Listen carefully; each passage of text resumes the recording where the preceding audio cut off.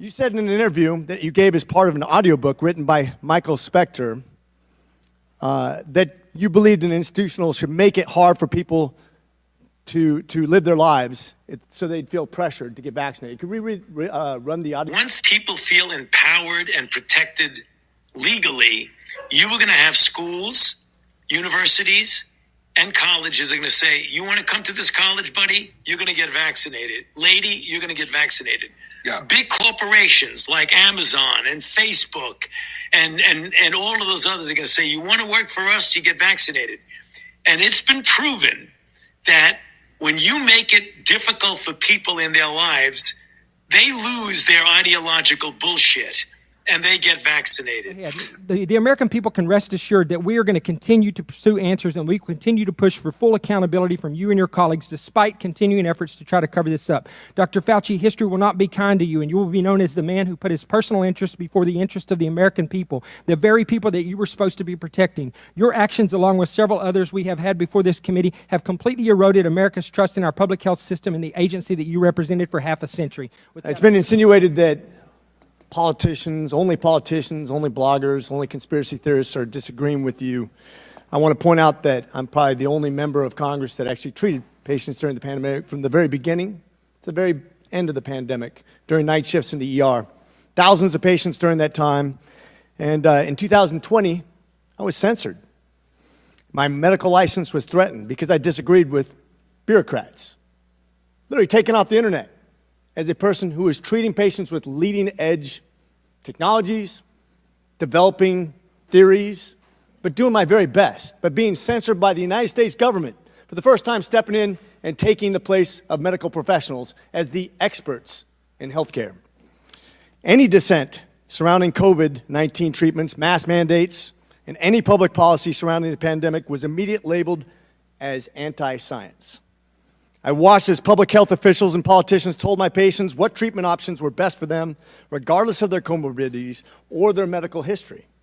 Despite my education and my training and my experience, my opinions were relegated to conspiracy and misinformation by so-called healthcare experts who had never treated a patient throughout the entire pandemic.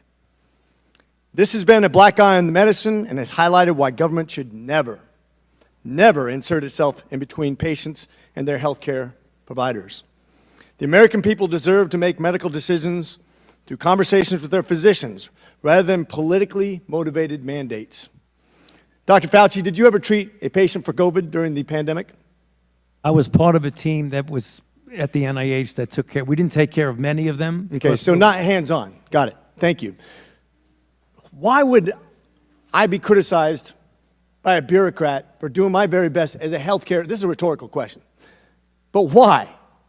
Why would the government, who's never treated a patient for COVID, you can read all the things you want, but you're not there, you're not seeing patients, you're not watching people die, intubating patients right there with that disease in your face, watching it happen, watching the development of this disease and actually learning from it. But I'm being told by bureaucrats what's right and wrong. And what's funny is everything I was censored on, I was proven to be right.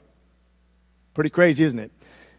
You said in an interview that you gave as part of an audiobook written by Michael Spector that you believed an institutional should make it hard for people to live their lives so they'd feel pressured to get vaccinated. Could we run the audio clip on that, please?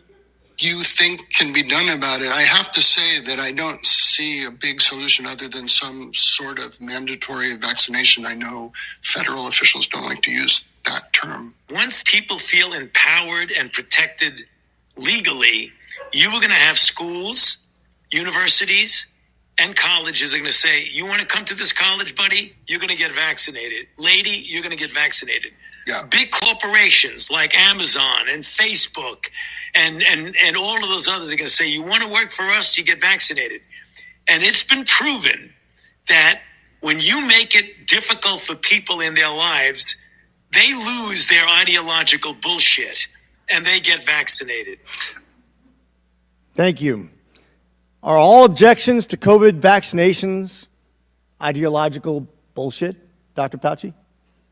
No, they're not, and Thank that's you. not what I was referring to. Well, in reference to making it hard for people to get education, traveling, working, I'd say it very much was in context. And I take great offense to this. Miss Allison Williams testified before this committee about losing her job because she sought an exemption for ESPN's vaccine mandate, which came from recommendation from bureaucrats like yourself. She and her husband were actively working with a fertility expert, a physician, on how to get pregnant, and agreed with the premise that she was young, healthy, wanted to get pregnant, and shouldn't get the vaccination for medical purposes. But she was fired because you made it hard, just like you said in your statement, because you didn't want to make sure that the ideological bullshit got in the way of her working, of living her life, of making a medical decision with her healthcare professional. I think America should take great offense to this. That's exactly what you meant when you said making it hard for people to live without getting a vaccination. You affected people's ability to work, travel, be educated, to actually flourish in American society, to self-determine, as we're all given God-given rights. Shame on you. Dr. Fauci, you've become Dr. Fear. Americans do not hate science. I don't hate science. The American people hate having their freedoms taken from them. You inspired and created fear through mask mandates, school closures, vaccine mandates that have destroyed the American people's trust in our public health institutions. This fear you created will continue to have ripple effects over generations to come. You have already seen its effects in education, in the economy, and everything else. Quite frankly, you said, if you disagree with me, you disagree with science. Dr. Fauci, I disagree with you because I disagree with fear. And with that, I yield. Chairman. Dr. Fauci, I have to say, I, as so many Americans, am deeply disappointed in your actions during a critical time in our nation's history while you were in key leadership roles as the director of the National Institute of Allergy and Infectious Disease and as the chief medical advisor to President Biden. Put quite simply, you failed miserably, in my opinion. Based on all we have learned during the pandemic and all that we have since learned through this committee's work, I believe your failures stem from both an effort of self-preservation, manifested by a series of lies and cover-up, and by a total failure of leadership. It was obvious to everyone that you and your organization, NIH, had a lot to lose if the American people were to discover that COVID-19 was most likely leaked from a lab in Wuhan, China, and that you, via EcoHealth Alliance and Peter Daszak, actually funded this research, and that this lab was actively and recklessly conducting gain-of-function research. As such, you did everything in your power to deflect and cover up this possibility. You even recruited others to help you in this effort. Unfortunately, this cost our country and the world valuable time that may have led to answers regarding the origin, may have blunted the spread, and would have almost certainly saved lives. While I think most of us have known all along what I just described, what I have been appalled to discover through sworn testimony to this committee is the level at which you and those that worked for you went to cover up the obvious. Just a few examples, and I know these have been touched on, but they're important for everyone to hear. Dr. Lawrence Tabak, former acting director of NIH, testified that under the generic definition that NIH did in fact fund gain-of-function research. This was based on a definition that was initially used by NIH and a definition that was abandoned and removed from the website in October of 2021 and replaced by a new, much more detailed definition with a much higher bar that you have since conveniently used to define gain-of-function testing and to deny what Dr. Tabak has since confirmed. He also said that EcoHealth Alliance failed to properly and promptly report that their research violated the terms of the grant, something that went completely unaddressed under your watch. Dr. Morans, your senior advisor, who you have tried today to distance yourself from, but whose large volume of emails clearly demonstrate that you had a very close and personal relationship with, and who reported to you directly, has openly bragged about how he subverted FOIA requests. I remind you that the law requires you and your former organization to comply with Freedom of Information Act requests. It is not optional. If you or your employees or your organization that you oversaw were systemically avoiding transparency and illegally hiding or destroying documents that rightfully belong to the American people, then you should be criminally charged, and they should as well. In addition, Dr. Gregory Folkers, your chief of staff, also engaged in illegal practices in which he crafted messages using symbols instead of letters to avoid FOIA exposure. In an email, April 2020, from Dr. Morans to Peter Daszak, he says, quote, "There are things I can't say." Well, I wonder what he couldn't say. He also went on to say, quote, "Except Tony is aware, and I have learned there are ongoing efforts within NIH to steer through this with minimal damage to you, Peter, and colleagues, and to NIH and NAID," end quote. And then a few days later, he said, quote, "I have reason to believe that there are already efforts going on to protect you," end quote. In February of 2021, Dr. Morans wrote to Boston University scientist Gerald Kirsch saying, quote, "I learned from our FOIA lady here how to make emails disappear after I'm FOIA'd, but before the search starts. So I think we are all safe," end quote. Dr. Fauci, I want to know what you were being protected from and what you needed to be safe from. I'm going to go on because I have a little time here. He went on to say, quote, "Plus, I deleted most of the earlier emails after sending to Gmail.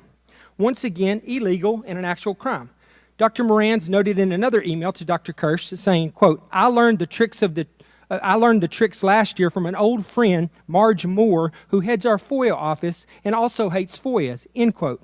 It is absolutely amazing to me that Dr. Morans and Marge Moore still have jobs and taxpayers are still paying their salaries. Dr. Morans wrote to Dr. Daszak in April of 2021, quote, "P.S. I forgot to say there is no worry about FOIAs. I can either send stuff to Tony on his private email or hand it to him to work or at his house. He is too smart to let colleagues send him stuff that could cause trouble." End quote. Apparently, you neglected to surround yourself with equally smart individuals. Dr. Morans wrote to another collaborator, Peter Hotitz, in June 2021, at Baylor College of Medicine, that he had deleted all his emails related to COVID origin when, quote, "the shit hit the fan," end quote. He said, quote, "I feel pretty sure Tony were too. The best way to avoid FOIA hassles is to delete all emails when you learn the subject is pretty sensitive." In October 2021, Dr. Morans wrote to Peter Daszak, quote, "Peter, from Tony's numerous recent comments to me and from what Francis has been vocal about over the past 5 years, we are trying to protect you, and they are protecting their own reputations as well," end quote. I'll just jump ahead. The American people can rest assured that we are going to continue to pursue answers and we continue to push for full accountability from you and your colleagues despite continuing efforts to try to cover this up. Dr. Fauci, history will not be kind to you and you will be known as the man who put his personal interests before the interest of the American people, the very people that you were supposed to be protecting. Your actions, along with several others we have had before this committee, have completely eroded America's trust in our public health system and the agency that you represented for half a century. With that, I yield back. Gentleman's time has expired. I now recognize Ms. Takuda from Hawaii for 5 minutes of questions. Thank you, Mr. Chair, and I hope I'll have an additional 30 seconds like the previous gentleman. And Dr. Fauci, I have allowed that today on you. several occasions. Thank you, Mr. Chair. Dr. Fauci, you deserve better than this. The other side suddenly